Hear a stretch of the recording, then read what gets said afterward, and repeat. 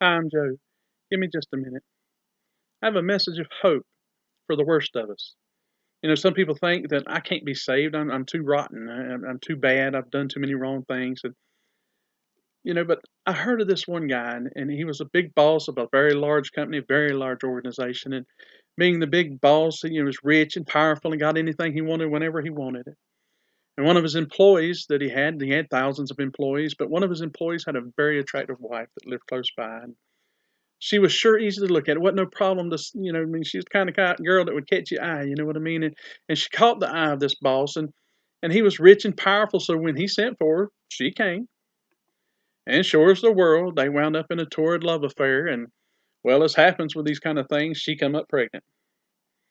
Well, see, now, the big problem was, well, there were several big problems, but one of the big problems is that this husband of this wife was away on a long, business matter, and he wasn't even home.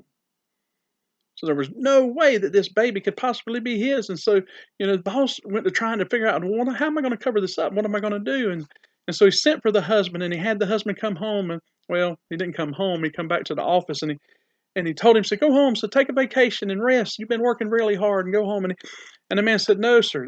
This is very important. And we got to get this done first. I'm not going home. I'm going to work, and I'm going to do what I'm supposed to do. And when I get the job done, then I'll go home. Well, there was the problem. See, of course, everybody knew that he didn't go home. So this boss was now still in a fix. What to do?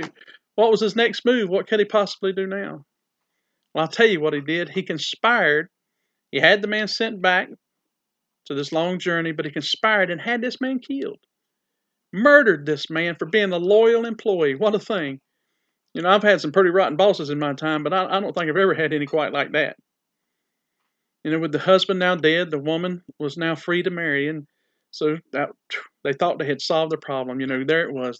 Now she'd be pregnant, but it would be this big boss's, and so it was okay because they were married, and they thought they had covered it up, but not hardly. He found out that someone knew about it. Somebody knew the truth. There always is somebody that knows the truth. There's always somebody that's going to know, and the boss had to pay a very dear price for what he had done. I'm sure some of you would say that he deserved to have to pay that. He should have paid that with his life. He should have died. He had that man killed and took his wife, and he should have died. And you're right, he deserved death. See, but there's this word you hear Christians say a lot of times, and this word is a simple word, but it means so much, and the word is grace.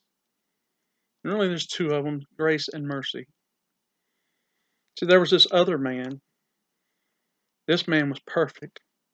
He never did anything wrong. Everything he done was perfect. He had no sin.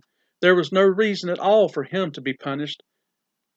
And yet, because he loved the other man, because he loved this boss like he was a friend, like he was a brother, he deserved to be praised and admired for his goodness. Instead, he told the judge, you know what, judge, I'll die for that other man.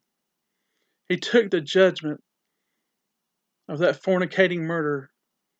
He took on the judgment that guy deserved and saved that boss's life with his own death.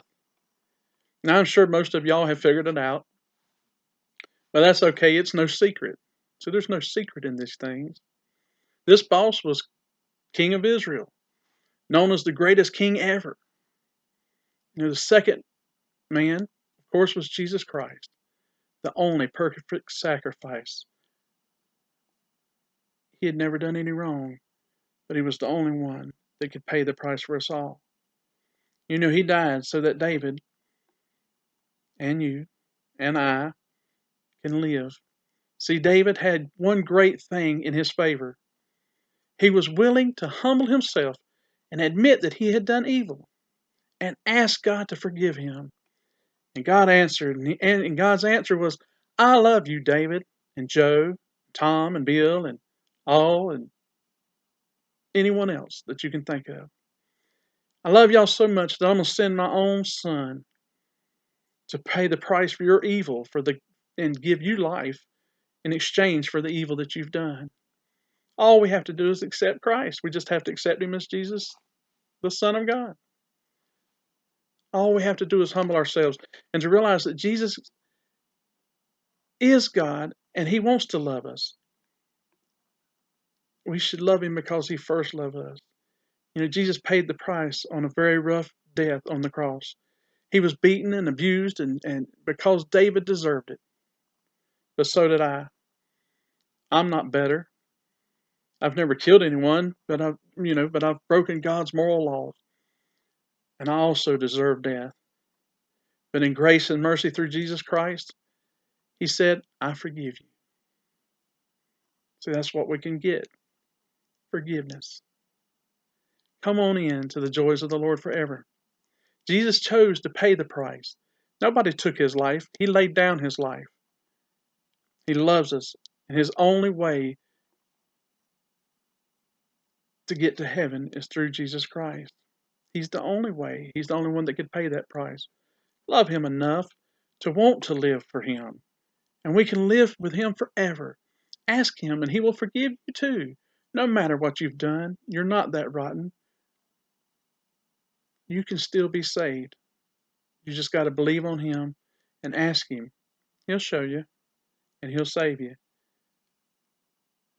Thank y'all for tuning in. Don't forget to like and comment if you'd like. And I'll get better at these, but I thank y'all for viewing them.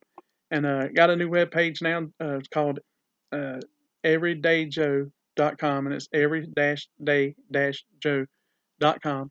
I'll try to put a link down there if I can figure out how to do that, and so y'all can go to that as well. And I appreciate it, and I thank you, and I hope everybody's doing well.